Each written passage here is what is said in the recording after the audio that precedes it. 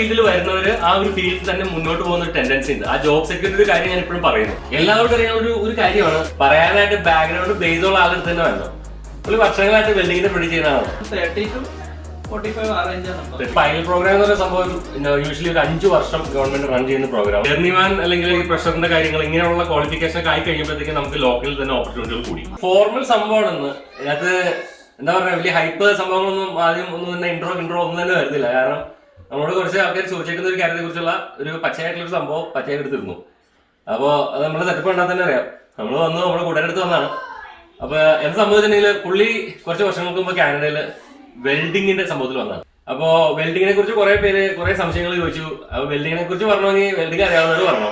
അല്ലാതെ നമ്മൾ നഴ്സിംഗ് ബാക്ക്ഗ്രൗണ്ടും കൊണ്ട് വന്നിട്ട് ഈ സാധനത്തിൽ ഇങ്ങനെ കത്തിച്ച് ഒട്ടിക്കുന്ന പരിപാടിയാന്ന് പറഞ്ഞിട്ടുണ്ടെങ്കിൽ ഈ പറഞ്ഞ പോലെ അതിൽ യാതൊരുവിധ ഒറിജിനാലിറ്റി ഇല്ല. അങ്ങനെയൊന്നും പറഞ്ഞിട്ട് കാര്യമില്ല. അതുകൊണ്ട് തന്നെയാണ് ഇതിനായിട്ട് ഒതന്റിക് ആയിട്ട് പറയാൻ എന്താ പറയാ പറയാനായിട്ട് ബാക്ക്ഗ്രൗണ്ട് ബേസ് ഉള്ള ആളുടെ തന്നെ വരണം. പുള്ളി വർഷങ്ങളായിട്ട് വെൽഡിങ്ങിന്റെ പ്രൊഡ്യൂസ് ചെയ്യുന്നതാണ്. തലേ ദിവസം വന്നപ്പോഴത്തേക്കും പുല്ലും ഉണങ്ങിയ പുല്ലും വീടും പറമ്പും എല്ലാം ക്ലിയർ ആയിട്ട് കിടന്നിട്ട് കിടന്നു നീ രാവിലെ നോക്കുമ്പോഴത്തേക്ക് മൊത്തം ഞാൻ സ്വർഗത്തിലെത്തിയതൊക്കെ പറഞ്ഞോളൂ, മൊത്തം ഒരു വെള്ള പുക മാത്രം സാർ. അപ്പൊ എന്താണ് ഈ വെൽഡിങ്ങിന്റെ പരിപാടി ഇവിടെ? അല്ലെങ്കിൽ പുള്ളി വന്നിട്ട് എത്ര നാളായി? അല്ലെങ്കിൽ എന്താണ് വെൽഡിങ്ങിന്റെ സ്കോപ്പ് കാനഡയിൽ? പിന്നെ അതിന്റെ സാലറി, ഒരു ആവറേജ് സാലറി, ഒരാവറേജ് സാലറി നമുക്ക് പേഴ്സണലായിട്ട് ചോദിക്കാൻ പറ്റില്ല, അയാളും ചോദിക്കാൻ പോലുള്ള അയാളും പറയാനും പോലുള്ള. അതുകൊണ്ട് തന്നെ ആവറേജ് സാലറി കാര്യങ്ങള്, ജോലി സാധ്യത, പണ്ടത്തെ ജോലി സാധ്യതയാണ് ഇപ്പൊ ഉള്ളത്, ഇങ്ങനെയുള്ള കാര്യങ്ങളെ കുറിച്ച്. അപ്പൊ കാനഡയിലെ വെൽഡിങ്ങിനെ കുറിച്ച് നമുക്ക് ഒരു മെയിൻ വെൽഡറോട് തന്നെ ചോദിക്കാം. അപ്പൊ ജിജോയുടെ വീഡിയോ നമ്മൾ ഇതിനു മുമ്പ് എടുത്തിട്ടുണ്ട്. നമ്മുടെ ജിജോയുടെ വീട്ടിലാണ് നമ്മൾ വന്നേക്കണേ. എഡ്മണ്ടനിലാണ് ജിജോയുടെ വീട്. ജിജോയുടെ പുതിയ വീടാണ്. വീടിന്റെ പണിയൊക്കെ കഴിഞ്ഞിപ്പോ കയറി കൂടിയുള്ളൂ. അപ്പൊ അതിലൊരു കൺഗ്രാജുലേഷൻ.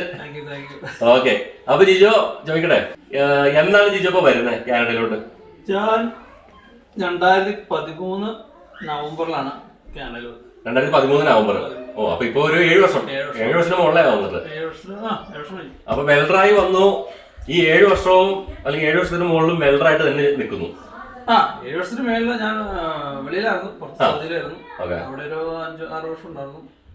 അത് കഴിഞ്ഞിട്ടാണ് നാട്ടിൽ വന്നപ്പോൾ ഇങ്ങനെ ഒരു വേക്കൻസി കണ്ടു, ഒരു ഏജൻസിയിൽ കണ്ടു. അവിടെ കൊണ്ട് നമ്മൾ റെസ്യൂം സബ്മിറ്റ് ചെയ്തു. അത് കഴിഞ്ഞ് ഓൾമോസ്റ്റ് ഒരു 6-7 മാസം പിടിച്ചെന്ന് തോന്നുന്നു. ഇവിടെ AIT എന്ന് പറഞ്ഞൊരു സംഭവമുണ്ട്, അവരുടെ ഇന്റേൺഷിപ്പ് ആൻഡ് ട്രെയിനിങ്, അങ്ങനെ സംഭവമാണ്. അതാണ് നമ്മുടെ ഇതുപോലുള്ള ട്രേഡ്സിന് ഒരു ഗവൺമെന്റിന്റെ ഒരു സ്ഥാപനമാണ്. അപ്പൊ നമ്മുടെ സർട്ടിഫിക്കറ്റ്സ് എല്ലാം ഏജൻസിയിൽ നിന്ന് അയച്ചു കൊടുത്ത് അവരുടെ AIT അപ്രൂവൽ എന്ന് പറഞ്ഞൊരു സംഭവം എടുക്കും. ആ സംഭവം എടുത്തിട്ട് AIT അപ്രൂവൽ കിട്ടിയതിന് ശേഷം പിന്നെയാണ് നമ്മുടെ ശരിക്കും പ്രോസസിംഗ് എല്ലാം സ്റ്റാർട്ട് ചെയ്യുന്നത്. വിസ പ്രോസസിംഗ് ഇതെല്ലാം നമ്മൾ നാട്ടിൽ നിൽക്കുമ്പോഴാണ് ചെയ്തത്. ഞാൻ ഏജൻസി ത്രൂ ആണല്ലോ ചെയ്തത്. അപ്പൊ അവരാണ് എല്ലാ കാര്യങ്ങളും ചെയ്തത്. അപ്പൊ അതിന് ഓൾമോസ്റ്റ് എനിക്ക് അങ്ങനെ ഒരു കൊടുത്തു. അപ്പൊ ഞാൻ അവിടെ നമ്മള് ഇത് സബ്മിറ്റ് ചെയ്തു. ഒരു 6-7 മാസം അല്ല 2 മാസം എടുത്തോളൂ. അവര് വെരിഫൈ ചെയ്യും നമ്മുടെ ബാക്ക്ഗ്രൗണ്ട്, മീൻസ് നമ്മൾ എവിടെയൊക്കെ വർക്ക് ചെയ്തു അതെല്ലാം അവർ വെരിഫൈ ചെയ്ത് എത്ര അവേഴ്സ്, എനിക്ക് അവേഴ്സ് കൃത്യമായിട്ട് ഓർമ്മയില്ല, എത്ര അവേഴ്സ് ഉണ്ടെങ്കിലാണ് AIT അപ്രൂവൽ തരുള്ളൂ. ഉണ്ടെങ്കിൽ AIT അപ്രൂവൽ തരും. എന്നിട്ട് അത് വെച്ചിട്ടാണ് നമ്മൾ ഈ ബാക്കിയുള്ള പേപ്പേഴ്സ് എല്ലാം വിസയുടെയും കാര്യങ്ങളെല്ലാം മൂവ് ചെയ്യുന്നത്. അതുപോലെ തന്നെ ഇവിടുന്ന് ഒരു കമ്പനിയിൽ നിന്ന് ഓഫർ ലെറ്ററും വേണം. ഏതെങ്കിലും കമ്പനിയിൽ നിന്ന് ഓഫർ ലെറ്റർ ഉണ്ടെങ്കിൽ നമുക്ക് വിസയുടെ കാര്യങ്ങൾ പെട്ടെന്ന് ഈസി ആയിരിക്കും. ജോബ് ഓഫറായിട്ട് AIT അപ്രൂവൽ കിട്ടിയതിന് ശേഷം എനിക്ക് തോന്നുന്നത് അവരുടെ എന്തെങ്കിലും കോൺടാക്ട്സ് വെച്ചിട്ടായിരിക്കും. അപ്പൊ ഏതെങ്കിലും കമ്പനികളിൽ ഇതായിരിക്കും പിന്നെ AIT അപ്രൂവൽ ആളുണ്ടെന്ന് പറഞ്ഞിട്ട് അന്ന് ആ സമയത്ത് ഒരു പൈലറ്റ് പ്രോഗ്രാം എന്ന് പറഞ്ഞിട്ടൊരു ഇത് നടക്കുന്നുണ്ടായിരുന്നു.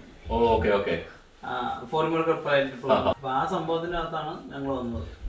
വെൽഡേഴ്സ് മാത്രമല്ല ഒത്തിരി വേക്കൻസീസ് ഉണ്ടായിരുന്നു. ഓട്ടോമൊബൈൽ ഫീൽഡ് ഉണ്ടായിരുന്നു, അതുപോലെ ഇതിന്റെ കൺസ്ട്രക്ഷൻ ഫീൽഡ് ഉണ്ടായിരുന്നു, എല്ലാം തന്നെ ഉണ്ടായിരുന്നു. ആ സമയത്ത് ഒരുപാട് വരുന്ന സമയമായിരുന്നു. ഷോർട്ടേജ് ആയിരുന്നു. ഈ വർക്കേഴ്സിന് ഷോർട്ടേജ് ഉള്ള സമയത്ത് ഗവൺമെന്റ് ഫോറിൻ വർക്കേഴ്സിനെ കൊണ്ടുവരുന്ന ഈ പ്രോഗ്രാം അതിന് മുമ്പ് സ്റ്റാർട്ട് ചെയ്താന്ന് എനിക്ക് തോന്നുന്നു. Pilot program. ഈ പൈലറ്റ് പ്രോഗ്രാം എന്ന് പറയുന്ന സംഭവം യൂഷ്വലി ഒരു 5 വർഷം ഗവൺമെന്റ് റൺ ചെയ്യുന്ന പ്രോഗ്രാം. നിങ്ങൾക്ക് അറിയായിരിക്കും. ഓരോ സ്പെസിഫിക് പൈലറ്റ് പ്രോഗ്രാം വരും ഓരോ സമയത്ത്. എന്തിനാണ് ഷോർട്ടേജ്, ഏത് പ്രൊവിൻസിലേക്കാണ് ആളാവശ്യം. ഇപ്പൊ അറ്റ്ലാന്റിക് പൈലറ്റ് എന്ന് പറഞ്ഞ സംഭവം ഇപ്പൊ നടക്കുന്നുണ്ട്. ഇങ്ങനെ കുറെ പൈലറ്റ് പ്രോഗ്രാമുകൾ കൊണ്ടുവരും. ആ ഇന്ത്യയിലേക്കുള്ള കുറെ ആൾക്കാരെ എടുക്കും. അത് കഴിയുമ്പോൾ ആ പൈലറ്റ് പ്രോഗ്രാം ക്ലോസ് ആണ്. അപ്പൊ ഇതിന്റെ പുറകിൽ കുറെ ഉടായ്പ കിടക്കുന്നുണ്ട്. കാരണം ഈ 5 വർഷത്തെ പൈലറ്റ് പ്രോഗ്രാം ക്ലോസ് ആയാലും പണ്ടത്തെ പേപ്പറൊക്കെ കാണിച്ചുകൊണ്ട് ഇത് ആപ്പിൾ വെക്കാൻ കൊണ്ടുപോവാം, മറ്റേ ചെടി നനയ്ക്കാൻ കൊണ്ടുപോവാം, മറ്റേ ആടിന് വെക്കാൻ കൊണ്ടുപോവാം എന്നൊക്കെ പറഞ്ഞുകൊണ്ട് കുറെ ആൾക്കാർ ഇപ്പോഴും പഴയ ഈ പറഞ്ഞ ഓപ്പർച്യൂണിറ്റിയും കാര്യങ്ങളും കാണിച്ചുകൊണ്ട് ഉടായ്പകൾ ഒരുപാട് നടക്കുന്നുണ്ട്. പക്ഷെ അതൊക്കെ നിങ്ങൾ അന്വേഷിച്ച് കണ്ടുപിടിച്ച് കാര്യങ്ങൾ ചെയ്യാം. എന്തായാലും ഞാൻ 2013 നാട്ടിൽ നിന്ന് പേപ്പർ വർക്ക് കാര്യങ്ങളൊക്കെ ചെയ്യുന്നു. അത്ര ടൈമിനുള്ളിൽ സംഭവം റെഡി. ഞങ്ങൾ ഏജൻസിയിൽ ഒത്തിരി പേര് കൊടുത്തു. ഏകദേശം ഒരു എനിക്ക് തോന്നുന്നു എനിക്ക് എന്റെ അറിയാവുന്ന ഒരു 10-30 പേര് ആപ്ലിക്കേഷൻ കൊടുത്തതിൽ ഞങ്ങളൊരു ഫസ്റ്റ് ഒരു 5 പേരുടെ ഇതാണ് AT അപ്രൂവലാണ് ആദ്യം വരുന്നത്. എന്നിട്ട് ഞങ്ങൾക്കാണ് ഫസ്റ്റ് പ്രിഫറൻസ് കിട്ടിയത്. ഞങ്ങൾ 5 പേര്, ടോട്ടൽ 6 പേരായിരുന്നു. അതിനകത്ത് ഞങ്ങൾ ഫസ്റ്റ് 3 പേര് ഞങ്ങൾ ആദ്യം കയറി ഒക്ടോബർ 29 വന്നിറങ്ങി. രാവിലെ വൈകിട്ടാന്ന് തോന്നുന്നു. വൈകിട്ട് എയർപോർട്ടിൽ വന്ന് ഇറങ്ങി പിക്ക് ചെയ്യുന്നു. പുള്ളി നമ്മുടെ കമ്പനിയുടെ പുള്ളി വന്നായിരുന്നു. പുള്ളി മീനാൾ വന്നായിരുന്നു. പുള്ളി വന്ന് പിക്ക് ചെയ്യുന്നു. ഞങ്ങൾ പിക്ക് ചെയ്യുന്നു. അവർ തന്നെ അന്ന് അക്കോമഡേഷൻ ഉണ്ടായിരുന്നു. അവിടെ കൊണ്ടായിരുന്നു കിടന്നിറങ്ങുന്നത്. പിറ്റേ ദിവസം എനിക്കിപ്പോ ഫുള്ള് വൈറ്റ്. ആദ്യത്തെ അനുഭവല്ലേ. രാവിലെ വൈകുന്നേരം വന്ന് പുല്ലും ചെറിയ കാറ്റൊക്കെ ഉണ്ടാകും. പുല്ലൊക്കെ പച്ചയല്ല ഇതായിട്ട് നിൽക്കുന്നു, ഉണങ്ങി നിൽക്കുന്നു. അത് കഴിഞ്ഞ് രാവിലെ നോക്കുമ്പോ ഫുള്ള് വൈറ്റ്. അതിന് ഷോക്കായിരുന്നു. തണുപ്പ് ഇത്ര നമ്മള് ഇത് ചെയ്യുന്നില്ല. ഓവർനൈറ്റ് ഉണ്ട്. അത് ഹെവി സ്നോ ആയിരുന്നു. മഞ്ഞത്ത് വരുന്ന ആൾക്കാരുണ്ട്, സമ്മറിൽ വന്നിട്ട് പിന്നെ മഞ്ഞ് പിന്നെ കാണുന്നവരുണ്ട്. ഇത് തലേ ദിവസം വന്നപ്പോഴത്തേക്കും പുല്ലും ഉണങ്ങിയ പുല്ലും വീടും പറമ്പും എല്ലാം ക്ലിയർ ആയിട്ട് കിടന്നിട്ട് കേരളം ഈ രാവിലെ നോക്കുമ്പോഴത്തേക്ക് മൊത്തം ഞാൻ സ്വർഗത്തിലെത്തിയെന്നൊക്കെ പറഞ്ഞ മൊത്തം ഒരു വെള്ള പുക മാത്രം സാർ ആ അവസ്ഥയിൽ പോയി. ഓക്കെ, അപ്പൊ അവിടെ തന്നെ നമ്മുടെ ഈ ജേർണി തുടങ്ങുന്നത്. അവിടുന്ന് തുടങ്ങി. പിന്നെ ആ എംപ്ലോയറുടെ അടുത്ത് ഞങ്ങളൊരു ഏകദേശം ഒരു 3 മാസത്തോളം ഉണ്ടായിരുന്നു. 3 മാസം ഉണ്ടായിരുന്നു എന്ന് പറയാൻ പറ്റില്ല. ആക്ച്വലി പുള്ളിക്ക് ശരിക്കും എന്താ പറയാ വർക്ക്, പുള്ളിക്ക് ആ സമയത്ത് വർക്ക് ലോ ആയിരുന്നു. അപ്പൊ ഞങ്ങൾക്ക് ഒരാഴ്ച പണി കിട്ടും, പിറ്റേ ആഴ്ച പണി ഉണ്ടായിരുന്നില്ല. അങ്ങനെ ഓടിക്കൊണ്ടിരുന്നു. കഴിഞ്ഞപ്പോ പിന്നെ നമ്മളെ ഇവിടെ കോണ്ടാക്ട്സ് ഒന്നും ഇല്ല ആരുമായിട്ടും. വന്നിറങ്ങിയല്ലേ ഉള്ളൂ, പുള്ളിയാണ് ആകെ ഇതുള്ളൂ. പിന്നെ അങ്ങനെ ചർച്ചിലൊക്കെ പോയി, നമ്മുടെ ഫ്രണ്ട്സൊക്കെ ആയിട്ട് ചർച്ചിലൊക്കെ പോയി ആൾക്കാരെ കണ്ട് കണക്ഷൻസ് വന്നു കഴിഞ്ഞപ്പോഴാണ് പറഞ്ഞത് ഇപ്പൊ അയാൾക്ക് പണിയില്ലാന്നുണ്ടെങ്കിൽ നമുക്ക് അയാളുടെ അടുത്ത് നിന്ന് NOC മേടിച്ചിട്ട് ബോർഡറിൽ പോവോ അല്ലെങ്കിൽ ഓൺലൈനിൽ ചെയ്യോ, വേറെ ഏതൊരു കമ്പനിയിൽ നിന്ന് ഓഫർ ലെറ്റർ കിട്ടിയാൽ അന്ന് ഞങ്ങൾക്ക് ഈ പറഞ്ഞ പോലെ ഈ paper work just AT approval മാത്രമേ ഉള്ളൂ. അത് വെച്ചിട്ടാണ് നമ്മൾ ഇതെല്ലാം കൊടുക്കുന്നത്. അപ്പൊ LMI-ലാണോ വരുന്നത്? LMI വേണ്ട, വർക്ക് വിസ. അപ്പൊ അത് ഓപ്പൺ ആണോ അതോ വിസ അല്ല, വർക്ക് പെർമിറ്റ്. അപ്പൊ അത് ഓപ്പൺ ആണോ അല്ലെങ്കിൽ ആ ഒരു സ്പെസിഫിക് ആണ്? സ്പെസിഫിക് ആയിരുന്നു. അത് 2 വർഷത്തെ ആണോ 1 ഇയർ ആണോ ഞാൻ ഓർക്കുന്നില്ല. ആ സംഭവമായിരുന്നു. ക്ലോസ്ഡ് ആണ്. അപ്പൊ പുള്ളി NOC ആണോ? പുള്ളി ആ എംപ്ലോയർ അടുത്ത് നമ്മൾ വർക്ക് ചെയ്യാവുള്ളൂ ലീഗലായിട്ട്. ഓക്കെ, പുള്ളി NOC പുള്ളി അപ്പൊ ഞങ്ങൾ ഇങ്ങനെ പണിയിൽ ഇപ്പൊ ഒരാഴ്ച നമ്മൾ ഇവിടുത്തെ കാര്യങ്ങളോടെ ഉണ്ട്. പിന്നെ ഒരാഴ്ച പണിക്കൊണ്ടിരിക്കുകയാണെങ്കിൽ ചെലവ് അപ്പൊ വരുമ്പോ വലിയ എന്താ പറയാ എഗ്രിമെന്റിൽ വലിയ വാഗ്ദാനം, മണിക്കൂർ $30 മറ്റത് മറിച്ചത് നമുക്ക് ഇതിന്റെ അക്കോമഡേഷൻ എല്ലാവരും എന്നൊക്കെ പറഞ്ഞിട്ടാണ് കൊണ്ടുവരുന്നത്. ഇതൊക്കെ നമ്മൾ കൊടുക്കണമെന്ന് പിന്നീട് ഇവിടെ വന്നപ്പോഴാണ് കൊടുത്താൽ മതി. എഗ്രിമെന്റ് പുള്ളി വേറെ ഇതുണ്ട്. എഗ്രിമെന്റ് കാണിച്ച എമൗണ്ട് ഒന്നും ഞങ്ങൾക്ക് തന്നില്ല അവര്. എഗ്രിമെന്റിൽ $30 കാണിച്ചു, ഇവിടെ $15 മിനിമം സാലറിയാണ് നമുക്ക് തന്നത് സ്റ്റാർട്ടിങ്ങില്. ചിലപ്പോ അത് ഈ വിസ അപ്രൂവ് ആവണമെങ്കിൽ അത്രയൊക്കെ കാണിക്കണമായിരിക്കും. എന്താണെന്നറിയില്ല. പിന്നെ അതിന്റെ പുറമാണ് നമുക്കൊന്നും എന്താ പറയാ നമുക്ക് അതിനെ പറ്റി ഒന്നും തോന്നിയില്ല. നമ്മള് അങ്ങനെ ആൾക്കാരുമായിട്ട് പിന്നെ ബന്ധപ്പെട്ട് അവര് പറഞ്ഞു വേറെ കമ്പനി പോവാം, അവിടെ വേക്കൻസി ഉണ്ട്, അല്ലെങ്കിൽ ഇന്ന കമ്പനി വേക്കൻസി ഉണ്ട്, നിങ്ങളവിടെ ചെന്ന് കൊടുത്തു നോക്ക്, റെസ്യൂം കൊടുത്തു നോക്ക്. ഇത് ചെയ്യുവാണെങ്കിൽ അവർ ഓഫർ ലെറ്റർ തരുവാണെങ്കിൽ അത് വെച്ചിട്ട് ഈ എംപ്ലോയർ കാണിച്ചിട്ട് NOC വാങ്ങിക്കാം. ഒന്നുമില്ല ഓൺലൈനിൽ ചെയ്യാം, അല്ലെങ്കിൽ ഡയറക്റ്റ് ബോർഡറിൽ പോയി അപ്പൊ തന്നെ മാറ്റി കിട്ടും. അങ്ങനെ ഫസ്റ്റ് എനിക്ക് അതില്ലാതെ എനിക്കാണ് എനിക്ക് ഗൾഫിൽ വെച്ച് പരിചയം ഉണ്ടാക്കുന്ന പുള്ളിനെ ഇവിടെ വെച്ച് കണ്ടു. അപ്പൊ പുള്ളി പറഞ്ഞു പുള്ളിയുടെ കമ്പനി വേക്കൻസി ഉണ്ട്. അങ്ങനെ അവിടെ ചെന്ന് അവിടുന്ന് ഓഫർ ലെറ്റർ കിട്ടി. പുള്ളി പറഞ്ഞു പുള്ളി ഒരു വർഷം അങ്ങോട്ട് ഉണ്ടായിരുന്നു. നമുക്ക് ബോർഡറിൽ പോകുന്നു. അങ്ങനെ പുള്ളിയുടെ വണ്ടി ഉണ്ടായിരുന്നു. പുള്ളിയുടെ കൂടെ പോയി നേരെ ബോർഡറിൽ പോയി. ഈ ബോർഡർ എന്താണോ കൊപ്പം എന്താണോ നമ്മൾ അന്ന് ആദ്യമായിട്ടാണ് എന്താ ചെയ്യേണ്ടതെന്ന് അറിയില്ല. ഓരോരുത്തരോട് ചോദിച്ചു. അങ്ങനെ അവർ പറഞ്ഞു തന്നു ബോർഡറിൽ കയറി അവിടെ ഓഫർ ലെറ്റർ സാധനം കൊടുത്തു കഴിഞ്ഞാൽ NOC കൊടുത്തു കഴിഞ്ഞാൽ അവർ കുറച്ച് റീസൺസ് ചോദിക്കും, എന്തിനാണ് ചെയ്യുന്നത്, എന്തിനാണ് വന്നതെന്നൊക്കെ ചോദിക്കും. നമ്മൾ ജെന്യൂൻ ആയിട്ടുള്ള റീസൺ പറയാം. അവരപ്പോൾ തന്നെ ഓഫർ ലെറ്റർ മറ്റേ കമ്പനിയുടെ പേരിലേക്ക് അടിച്ചു തരും. അതെടുത്തിട്ട് ഒരു പിറ്റേ ദിവസം ജോലി കയറും. ആ കമ്പനിയാണ് പിന്നെ ആ കമ്പനി ഉണ്ടല്ലോ അപ്പോഴും ക്ലോസ്ഡ് ആണ് ക്ലോസ്ഡ്. അപ്പൊ അങ്ങനെ എത്ര നാൾ പോകേണ്ടി വന്നു? അവിടെ ഒരു മാസത്തോളം ഉണ്ടായിരുന്നുള്ളൂ. ആ കമ്പനിയിൽ 1 മാസത്തോളം ചെയ്തു. അപ്പോഴത്തേക്കും ഈ നമ്മുടെ റെഡ് സീലിന്റെ ചലഞ്ചിങ്ങിന്റെ എല്ലാരും എന്താ പറയാ ചലഞ്ചിങ് നേരത്തെ കിട്ടിയിരുന്നു. നമ്മൾ ഈ റിക്വസ്റ്റ് ചെയ്തിട്ട് എക്സാമിന് റിക്വസ്റ്റ് ചെയ്ത് കുറച്ച് ടൈം എടുക്കുമായിരുന്നു. പക്ഷെ ആ സമയത്ത് പെട്ടെന്ന് കിട്ടി റെഡ് സീല്. അപ്പൊ റെഡ് സീലാണെന്ന് നമ്മുടെ ഇവിടുത്തെ ജർമ്മൻ സർട്ടിഫിക്കറ്റ് ആണ്. അതായത് നഴ്സിന് എൻക്ലച്ച് എഴുതിയിട്ട് ലൈസൻസ് കിട്ടുന്ന ആറിനാവണ പോലെ നിങ്ങളുടെ അതായത് ഈ ഫീൽഡിന്റെ ആണ് ജേർണിമാൻ. ആ ഡെസിഗ്നേഷൻ ആണ് ജേർണിമാൻ. അപ്പൊ അതിന്റെ എക്സാമും കാര്യങ്ങളാണ് ഈ റെഡ് സീൽ എന്ന് പറയുന്നത്. നമ്മൾ ആക്ച്വലി ഇത് ഇങ്ങനെ നമുക്ക് അവേഴ്സ് ഉണ്ട്, ബാക്ക്ഗ്രൗണ്ട് ഇതിൽ അവേഴ്സ് ഉള്ളതുകൊണ്ട് നമുക്ക് ചലഞ്ച് ചെയ്താൽ മതി. നാട്ടിൽ നമ്മുടെ ഗൾഫിലുള്ള അവേഴ്സും എല്ലാം വെച്ചിട്ട് ഇത്ര അവേഴ്സ് നമുക്ക് ഉണ്ടെങ്കിൽ നമുക്ക് ഈ കോഴ്സ് എക്സാം ചലഞ്ച് ചെയ്യാം. എനിക്കറിയാം എന്ന് പറഞ്ഞാൽ നമ്മൾ ചലഞ്ച് ചെയ്യാം. ഓക്കെ. അല്ലെങ്കിൽ നോർമലി ആ സമയത്ത് ഇത് 3 വർഷമായിരുന്നു തോന്നുന്നു. ഇപ്പൊ ഇത് 4 വർഷമായി കോഴ്സ്. വെൽഡിങ്ങിന്റെ കോഴ്സ് 4 വർഷത്തേക്ക് കോഴ്സായിട്ട് എടുത്ത് തൊട്ട് പഠിച്ച് ഒന്നും അറിയാൻ പാടാത്ത ഒരാളൊന്ന് വെൽഡിങ് പഠിക്കണം എന്നുള്ള ആഗ്രഹമായിട്ട് വരുവാണ്. ഇപ്പൊ ഞാൻ നാളെ വെൽഡിങ് പഠിക്കണം, ഞാൻ നഴ്സിംഗ് വേണ്ട, എനിക്ക് വെൽഡിങ് പഠിക്കണം എന്ന് പറഞ്ഞാൽ 4 വർഷമാണ്. 4 വർഷമാണ്. ഓക്കെ. അപ്പൊ ഈ വർഷം തുടങ്ങി കഴിഞ്ഞാൽ 4 വർഷം first year, second year, third year, ആ ഫോർത്ത് ഇയർ ആണ് ജേർണിമാൻ എന്നുള്ള സംഭവത്തിൽ ക്രൈറ്റീരിയ ആഡ് ചെയ്തിട്ടുണ്ട്. ഫൈനൽ എന്ന് പറഞ്ഞാൽ ജേർണിമാൻ എക്സാം ആണ്. അപ്പൊ അങ്ങനെ അപ്പൊ നമ്മൾ ചലഞ്ച് ചെയ്യണം. ചലഞ്ച് ചെയ്തു. അങ്ങനെ ചലഞ്ച് ചെയ്തു. അന്നത്തെ ഫസ്റ്റ് ഇതിൽ തന്നെ കിട്ടി. അടിപൊളി. ജേർണിമാൻ കിട്ടി. നമുക്ക് പണി അറിയാലോ. അതെ, ജേർണിമാൻ കിട്ടി കഴിഞ്ഞപ്പോ അത് കഴിഞ്ഞിട്ട് ഇവിടുന്ന് വേറൊരു കമ്പനി ചെന്നപ്പോ അവർ ഓഫർ തന്നു ജേർണിമാൻ ആയാലും. ജേർണിമാന് മുമ്പുള്ള സാലറിയും ഇത് തമ്മിൽ വ്യത്യാസമുണ്ട്. നല്ല വ്യത്യാസമുണ്ട്. വ്യത്യാസമുണ്ട്. അപ്പൊ അവര് ആ സാലറി പറഞ്ഞു. അന്ന് എന്താ പറയാ, ജേർണിമാന് പല കമ്പനി ഡിപെൻഡ്സ് ഓൺ കമ്പനിയുടെ ഉണ്ടോ 35 to 40 അറേഞ്ച് ആ സമയത്ത് ഉണ്ടായിരുന്നു. ഇപ്പോഴും അത് തന്നെ വലിയ വ്യത്യാസം ഇപ്പൊ പിന്നെ കുറച്ചിട്ടുണ്ടെന്നു. എക്കണോമി ഡൗൺ ആണല്ലോ, അതുകൊണ്ട് ഇപ്പൊ ഇത് കുറച്ചിട്ടുണ്ട്. ഓക്കെ. അപ്പൊ 2013 തന്നെ നമുക്ക് ജേർണിമാൻ 2013 നവംബർ ആണല്ലോ. 14 ഇതെല്ലാം നടക്കുന്നത്. അപ്പൊ ഈ 1-2 മാസം ഈ എംപ്ലോയർ എടുത്തും കാര്യങ്ങളൊക്കെ ആയിട്ട് അങ്ങനെ പോയി. അപ്പോഴത്തേക്ക് ഞങ്ങളുടെ ആദ്യം ഫസ്റ്റ് ഞങ്ങൾ 3 പേരും മറ്റേ 6 പേരും കൂടെ വന്നു. അപ്പൊ സെയിം എംപ്ലോയർ എടുത്താണ് എല്ലാവരും. ഫസ്റ്റ് എംപ്ലോയർ പുള്ളിയാണ് ഇത് കൊടുത്തിരിക്കുന്നത്. അപ്പൊ അതെങ്ങനെയാണ് ഏജൻസിക്കാരുള്ള കളികളാണെന്ന് പറയാൻ പാടില്ല. അപ്പൊ അവിടെ വന്നു. അപ്പൊ മറ്റവരും വന്നു. അപ്പൊ ഞങ്ങൾ അവിടുന്ന് എംപ്ലോയർ അടുത്ത് മാറി വേറെ ഇതായല്ലോ. പിന്നെ അവിടുത്തെ കണ്ടീഷൻ ഉണ്ട്, വേറെ അപ്പാർട്ട്മെന്റ് എടുത്തു. അങ്ങനെ അപ്പാർട്ട്മെന്റ് എടുത്തപ്പോഴാണ് ആർക്കും പണിയില്ല. ഈ ഒരു ഫീൽഡിൽ ഒരു ആ സമയത്തുള്ള ഒരു വലിയൊരു ചലഞ്ച് എന്ന് പറഞ്ഞു കഴിഞ്ഞാൽ ഉള്ള സമയത്ത് നല്ല പണിയുണ്ട്, ആ സമയത്ത് വർക്കുണ്ട്. അതുകൊണ്ടാണ് നമുക്ക് ഈ സംഭവം കിട്ടിയത്. ആ സമയത്ത് ഫുൾ റഷാണ് ഇവിടെ. പക്ഷെ ഞങ്ങൾ ഫ്രഷേഴ്സ് അല്ലേ, അന്വേഷിച്ച് കണ്ടുപിടിക്കാനുള്ള റിസോഴ്സസിന്റെ അതായിരുന്നു സംഭവം. പിന്നെ നമുക്ക് ഈ പറഞ്ഞ പോലെ ജേർണിമാൻ ഇല്ല, ജസ്റ്റ് ഇത് മാത്രമേ അപ്രൂവൽ മാത്രമേ. അതുകൊണ്ട് ഇച്ചിരി പാടായിരുന്നു. പിന്നെ ഈ റെഡ് സീൽ കഴിഞ്ഞ് കഴിഞ്ഞാൽ എവിടെ വേണമെങ്കിലും അപ്ലൈ ചെയ്യാം, എവിടെയെങ്കിലും കിട്ടും. അതാണ് എല്ലാ കമ്പനികളും ചോദിക്കുന്നത്, റെഡ് സീൽ വെൽഡർ അല്ലെങ്കിൽ ജേർണിമാൻ വെൽഡർ ആണോന്നാണ് ചോദിക്കുന്നത്. 2014 ഈ പറഞ്ഞ എല്ലാം 2014 റെഡ് സീൽ കിട്ടി. അത് കഴിഞ്ഞിട്ട് നമ്മുടെ ഇതിന്റെ അകത്ത് പ്രഷർ വെൽഡിംഗ് എന്ന് പറഞ്ഞ് വേറെ ടെസ്റ്റ് അവിടെ ഉണ്ട്. അത് ചെയ്യണമെങ്കിൽ മറ്റേ അപ്സൈഡ് ഇതില് നമ്മള് ബി പ്രഷർ എന്ന് പറഞ്ഞിട്ടൊരു സംഭവം ഉണ്ട്. അത് എടുക്കും. ആ സർട്ടിഫിക്കറ്റ് എടുത്തു കഴിഞ്ഞാൽ ഇച്ചിരൂടെ ജേർണിമാനേക്കാളും ഇച്ചിരൂടെ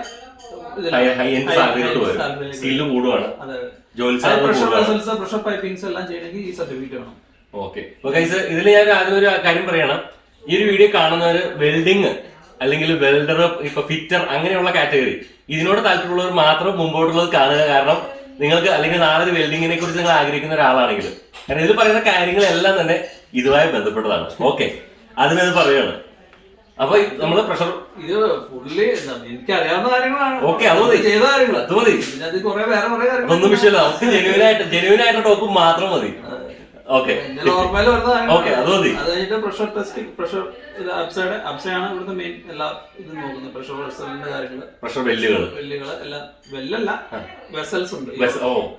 വലിയ വെസൽസ്, പൈപ്പിംഗ്സ്, റിഫൈനറീസ് ഒക്കെ പൈപ്പിംഗ്സ് ഉണ്ട്. ഹൈ പ്രഷർ ലൈൻസ് അല്ലേ, അതടിക്കണമെങ്കിൽ ഈ ഡീപ് പ്രഷർ ടിക്കറ്റ് വേണം. ജസ്റ്റ് ജേർണിമാൻ ഉണ്ടെങ്കിൽ നമ്മൾ ഓക്കെ, നമുക്ക് ഈ പ്രഷർ ആയിട്ടുള്ളതൊന്നും ചെയ്യാൻ പാടില്ല എന്നാണ്. ജസ്റ്റ് സ്ട്രക്ചറിൽ അതൊക്കെ ചെയ്ത് നടക്കുക. പക്ഷെ ഇത് വേണമെങ്കിൽ പൈപ്പിംഗ് ഒക്കെ ചെയ്യണമെങ്കിൽ ചിലപ്പോ എനിക്കറിയില്ല. പക്ഷെ എങ്കിലും ചോദിക്കണേ, നമ്മുടെ നാട്ടില് സാധാരണ വെൽഡിങ്ങും എക്സ്റേ വെൽഡിങ്ങും ഉണ്ട്. അങ്ങനെ ഒരു സംഭവം സാധാരണ വെൽഡിംഗ്, എക്സ്റേ വെൽഡിംഗ് അങ്ങനെ ഒരു വെൽഡിംഗ് ഇല്ല. അപ്പൊ എന്റെ സംഭവം ക്ലിയർ ചെയ്ത് കിട്ടി. ഉദാഹരണമാണ് എക്സ്റേ വെൽഡിംഗ് എന്ന് പറയുന്നത്. എക്സ്റേ വെൽഡിംഗ് എന്ന് പറഞ്ഞപ്പോൾ നമ്മള് മീൻസ് ഒരു പൈപ്പ് ജോയിൻ ചെയ്തു അല്ലെങ്കിൽ ജോയിന്റ് അടിച്ചു, അത് എല്ലാം കഴിഞ്ഞിട്ട് അത് എക്സ്റേക്ക് വിടും. ഡിഫാൾട്ട് എന്തെങ്കിലും ഡിഫാൾട്ട് ഉണ്ടോന്ന് കണ്ടുപിടിക്കാൻ. എക്സ്റേ വെച്ച് വെൽഡിങ്ങല്ല, സാധാരണ വെൽഡർ രീതിയിൽ കിട്ടുമ്പോൾ എക്സ്റേ വെച്ച് വെൽഡ് ചെയ്തതിന് 30 കിട്ടുമെന്നായിരുന്നു സുഹൃത്തുക്കളെ എന്റെ ഒരു തെറ്റിദ്ധാരണ. എന്റെ തെറ്റിദ്ധാരണ മാറി കിട്ടി. നിങ്ങൾക്ക് ആരെങ്കിലും എനിക്കറിയാവുള്ള ശരിക്കുണ്ടായിരുന്നു. അതേ നമ്മളോട് ചോദിച്ചത് ഈ എക്സ്റേ വെൽഡിംഗ് പോലെയാണോ ഈ പ്രഷർ വെൽഡിംഗ്? അല്ല, ടോട്ടൽ ഡിഫറെന്റാ. കണ്ടില്ലേ, 36 വർഷം എടുത്തു അങ്ങനെ ഒരു ഡൗട്ട് മാറി കിട്ടാൻ വേണ്ടി. നാട്ടിലെ കോഴ്സ് അങ്ങനെയാണ്. അതല്ല, ഞാൻ എക്സ്റേ വെൽഡിംഗ് വലിയ സംഭവമായിരിക്കും. ഇതാണ് സംഭവം. ആക്ച്വലി നമ്മൾ ചെയ്ത സാധനം എന്തെങ്കിലും കംപ്ലൈന്റ്സ് ഉണ്ടോ അതെന്ന് അറിയാൻ വേണ്ടി എക്സ്റേ ചെയ്യും. എക്സ്റേ ചെയ്ത് കഴിയുമ്പോ എന്താ ഗ്യാപ്പുണ്ടോ? ഗ്യാപ്പല്ല അപ്പൊ അതിനകത്ത് എന്തെങ്കിലും കംപ്ലൈന്റ് ഉണ്ടോ എന്നുള്ള കാര്യങ്ങൾ കണ്ടുപിടിക്കാനാണ് എക്സ്റേ ചെയ്യുന്നത്. അങ്ങനെ അതുകൊണ്ടായിരിക്കും അതിന് ചിലപ്പോ എക്സ്റേ വെൽഡിംഗ് പേര് വന്നത്. പ്രഷർ വെൽഡിംഗ് ചെയ്തു, പഠിച്ചു. അത് കഴിഞ്ഞു. ആ സർട്ടിഫിക്കറ്റ് കിട്ടി. സർട്ടിഫിക്കറ്റ് കിട്ടിയപ്പോ വേറെ ഒരു കുറച്ച് ദൂരമുണ്ട്. അപ്പൊ അവിടെ ഒരു കമ്പനി കിട്ടി.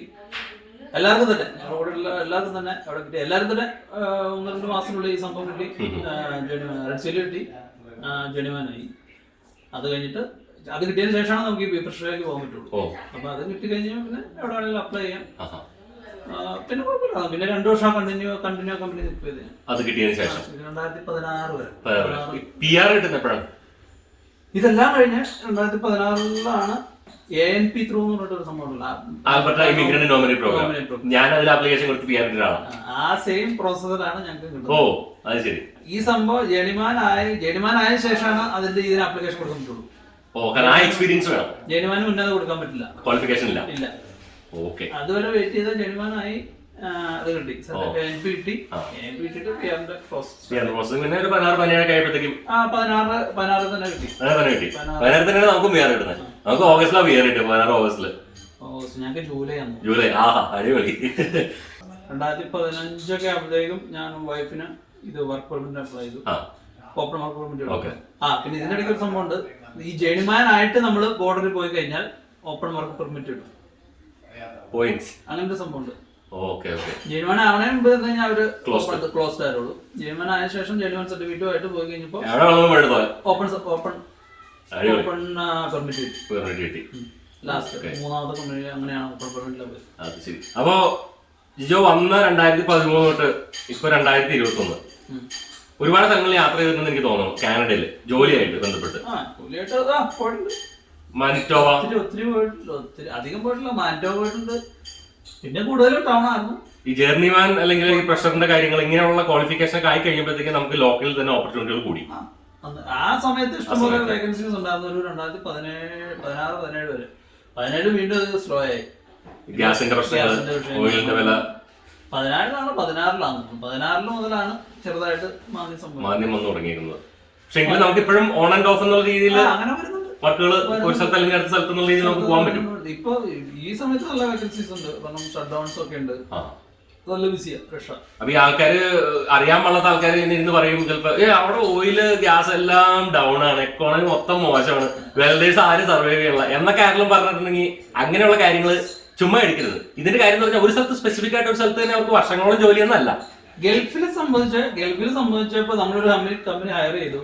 അവർക്ക് കണ്ടിന്യൂ വർക്കാണ്. അവരുടെ അക്കോമഡേഷൻ ഫുഡ് എല്ലാം കമ്പനി സ്പോൺസർ ചെയ്യും. ഇവിടെ സംബന്ധിച്ച് അങ്ങനെ ഒരു കണ്ടിന്യൂ വർക്ക് എന്ന് പറയാനായിട്ട് പറ്റില്ല. ക്യാമ്പ് ജോബ്സ് ഉണ്ട്. ഇപ്പൊ ഫോറിനൊക്കെ പോവാണെങ്കിൽ ഒത്തിരി കമ്പനികൾ ക്യാമ്പ് കൊടുക്കുന്നുണ്ട്. റിമോട്ട് ക്യാമ്പ് ആയിരിക്കും. ക്യാമ്പ് വെബ്സൈറ്റിൽ നിന്ന് മാറിയിട്ടായിരിക്കും അവിടെ താമസിക്കണം. ഫുഡ് എല്ലാം അവിടെ തന്നെ കൊടുക്കും. ലോക്കൽ ജോബിൽ അത് ഇല്ല. അപ്പൊ ഈ ക്യാമ്പ് എന്ന് പറയുമ്പോഴത്തേക്കും അതിന് പേയ്മെന്റ് ഉണ്ടാവും സ്വാഭാവികമായിട്ടും.